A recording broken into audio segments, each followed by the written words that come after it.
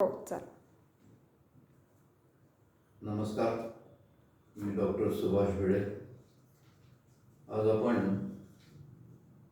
आम्लपित्त म्हणजे ॲसिडिटी या विषयावर थोडीशी चर्चा करणार आहे.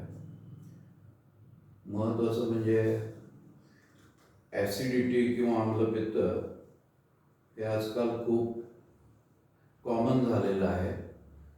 बरेच पेशंट ॲसिडिटीने त्रस्त आहेत आणि त्यांना बऱ्याचशा गोष्टी त्याच्यामध्ये लक्षात येत नाही की आपल्याला ॲसिडिटी कशामुळं होते किंवा आपण त्याच्यावर काय उपाय करू शकतो. सगळ्यात महत्त्वाचं म्हणजे आपल्या पोटामध्ये पचन करण्यासाठी जे ॲसिड स्त्रवतं ते ॲसिड जर जास्त प्रमाणात पोटामध्ये पचनासाठी जात असेल तर त्याला मग त्या पेशंटला हायपर ॲसिडिटी होऊ शकते. आता हे हायपर ॲसिडिटी होण्याचे पहिले आपण कारण पाहूया. हायपर ॲसिडिटी ही वेगवेगळ्या कारणांनी पेशंटमध्ये दिसून येते. पहिलं महत्त्वाचं कारण म्हणजे आहारामधला नियमितपणा नसणे. तसंच आहारामध्ये ज्यांनी पित्त वाढतं अशा गोष्टी किंवा असे पदार्थ त्यामध्ये जास्त प्रमाणात खाल्ले जाणं. म्हणजे जर आपण याचा विचार केला तर हिरवी मिरची, तूर डाळ, हरभरा डाळ, काही प्रमाणात पित्तकर ज्या भाज्या आहेत त्याच्यामध्ये प्रामुख्यानं मेथी, शेपू या पातळ भाज्यांनी सुद्धा पित्त वाढण्याची प्रवृत्ती दिसून येते. पेशंट ठराविक लक्षणं सांगतो. त्याच्यामध्ये त्याला पोटामध्ये आग पडल्यासारखं होणं, छातीमध्ये जळजळणं आणि घशाशी पित्त येणं किंवा आंबट गुळणी येणं अशा प्रकारची लक्षणं प्रामुख्याने त्याच्यात दिसून येतात. याच्यामध्ये वरील पदार्थ जे मी सांगितले त्याच्या व्यतिरिक्त मसाल्याचे पदार्थ किंवा मांसाहार आपल्याकडे त्याच्याबरोबर रस्सा आणि तो मसाल्याचा असतो, तिखट असतो आणि तो रस्सा तुम्हाला कारणीभूत ठरतो पित्त व्हायला. तर असे जे काही तुमचे लाईफस्टाईल आहे ती लाईफस्टाईल जर तुम्ही बदलली, त्याच्यामध्ये थोडा फरक केला तर तुम्हाला आम्लपित्तावर चांगला गुण दिसून येतो. आता आपण बघूया की ती लाईफस्टाईल बदलायची म्हणजे नक्की काय करायचं. सगळ्यात महत्त्वाचं म्हणजे ज्यांना पित्ताचा त्रास आहे त्यांनी 4 तासाच्या वरती पोट रिकामं सोडून उपयोग नाही. चहा जर जास्त वेळा होत असेल तर चहा नुसता न पिता त्याच्याबरोबर 2 किंवा 3 बिस्किटं खाल्ली तर पोटात काहीतरी तुमच्या सॉलिड जाग गेल्यामुळं पित्ताचा त्रास तुम्हाला कमी होऊ शकतो. त्याचप्रमाणे वरती मी सांगितलं त्याप्रमाणे अवेळी जेवण. काही जणांचा धंदा असा असतो की त्यांना वेळेवर जेवायला जमत नाही किंवा दुपारचं जेवण काही वेळेला होतच नाही किंवा खूप उशिरा होतं. ह्या सगळ्या गोष्टी तुमचं अवेळी पित्त तयार करायला कारणीभूत करतात. त्याचप्रमाणे त्याच्याबरोबर असलेलं टेन्शन, मेंटल टेन्शन आपण ज्याला म्हणतो, की जे मॅनेजरच्या पोस्टचे जॉब करत असतील, किंवा धंद्याचं टेन्शन, किंवा स्वभाव सेन्सिटिव्ह असल्यामुळे कुठल्याही गोष्टीचं पटकन टेन्शन घेणं, तसंच काही व्यसनं, त्याच्यामध्ये तंबाखू,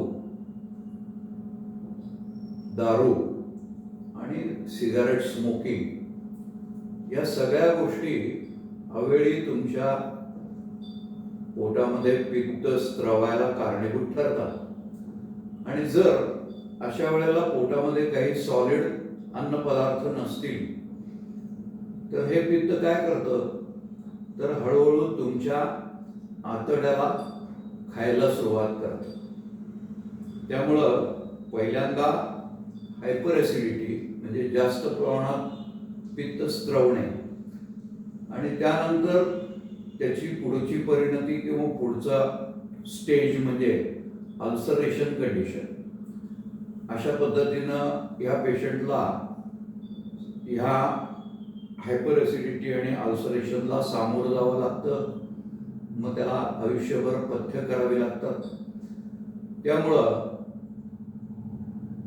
पित्त जास्त होऊ न देणं हे आपण सगळ्यात महत्त्वाचा याच्यावर उपाय आहे. आणि त्यासाठी आत्ताच मी सांगितलं त्याप्रमाणे ज्यांना पित्ताचा त्रास आहे त्यांनी 4 तासाच्या वरती पोट रिकामं ठेवायचं नाही. काहीतरी तुम्ही छोटे घास ज्याला आपण म्हणूया, सॉलिड फूड हे तुमच्या पोटात गेलं पाहिजे. तुमचं जेवण वेळेवर पाहिजे. तुमची झोप पण व्यवस्थित असली पाहिजे. झोप जरी कमी झाली तरी त्याचा परिणाम तुमच्या पित्तावर होऊ शकतो. मानसिक तणाव हे पण त्याला एक महत्त्वाचं कारण आहे. या सगळ्या गोष्टीचा जर विचार केला तर ह्याप्रमाणे जर तुम्ही हिरवी मिरची, तूर डाळ, हरभरा डाळ, वरती मी काही ज्या गोष्टी सांगितल्या त्या जर तुम्ही टाळल्या तर तुम्हाला पित्त होणार नाही किंवा पित्त कमी प्रमाणात होईल. आता ॲलोपॅथीमध्ये पित्त जास्त झालं किंवा हायपर ॲसिडिटी झाली की त्याला एकतर अँटासिड गोळ्या दिल्या जातात. त्या तात्पुरतं जादा तयार झालेलं पित्त हे न्यूट्रलाइज करतात.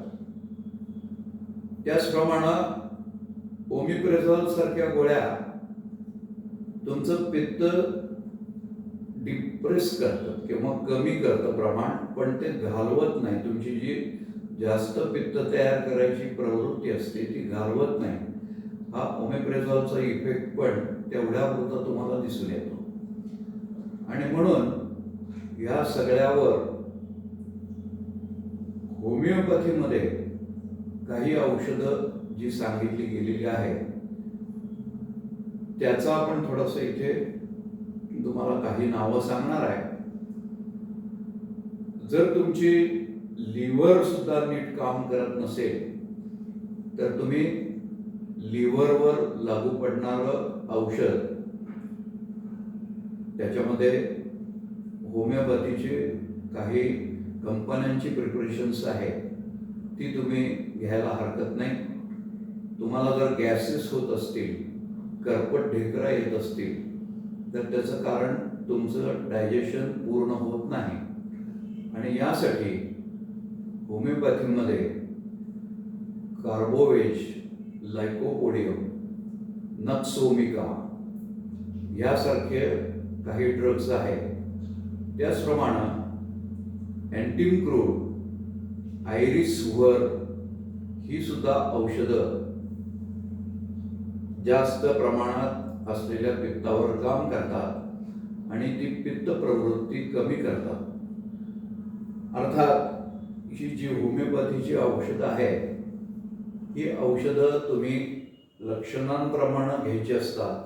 त्यामुळे याच्यामध्ये तुम्ही एखाद्या होमिओपॅथी डॉक्टरचा सल्ला घेऊन त्याप्रमाणे ही औषधं घेतली तर तुम्हाला नक्की त्याचे गुण दिसून येतील. अशा तऱ्हेनं हायपर ॲसिडिटी किंवा पित्त हे कशामुळं होतं, त्याचबरोबर आणखी एक मला इथून मुद्दामून तुमच्यासमोर एक विषय बोलावासा वाटतो, तो म्हणजे जी लोक मांसाहार करतात किंवा नॉनव्हेज खातात त्यांना पचन होत नाही असं दिसून आलेलं आहे शास्त्रीय दृष्टिकोनातून, की एक मांसाहाराचं जेवण तुम्हाला पूर्णपणे पचवायला जवळजवळ 2 ते 2.5 दिवस लागतात. आणि तसं बघायला गेलं तर आपल्या मानवी शरीराचं जे डिझाईन आहे ते शाकाहारासाठी योग्य आहे, ते मांसाहारासाठी योग्य नाही आहे.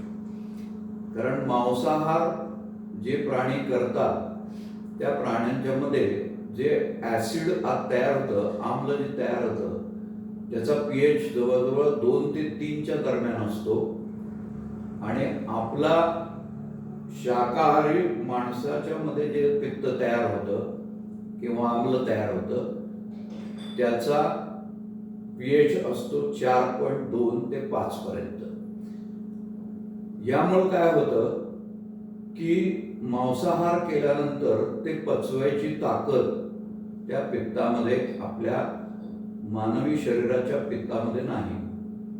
परंतु जे प्राणी ज्यांचा जबडा उभा उघडतो, ज्याच्यामध्ये वाघ, सिंह, कोल्हा, कुत्र, की जे लचके तोडतात आणि डायरेक्ट गिळून टाकतात आणि त्यांचं पचन होतं. परंतु आपण शाकाहारी माणसांचे खालचे जे दात आहेत ते चरवणासाठी किंवा अन्न बारीक करण्यासाठी वापरले जातात. आणि त्यामुळं त्याच्यामध्ये तोंडातली लाळ ही व्यवस्थित मिक्स झाल्यामुळं त्या पदार्थांचं योग्य ते डायजेशन आपल्या पोटात केलं जातं. आता ही बाब बऱ्याच लोकांना माहिती नसल्यामुळं त्यांना मांसाहार करण्याची सवय असते.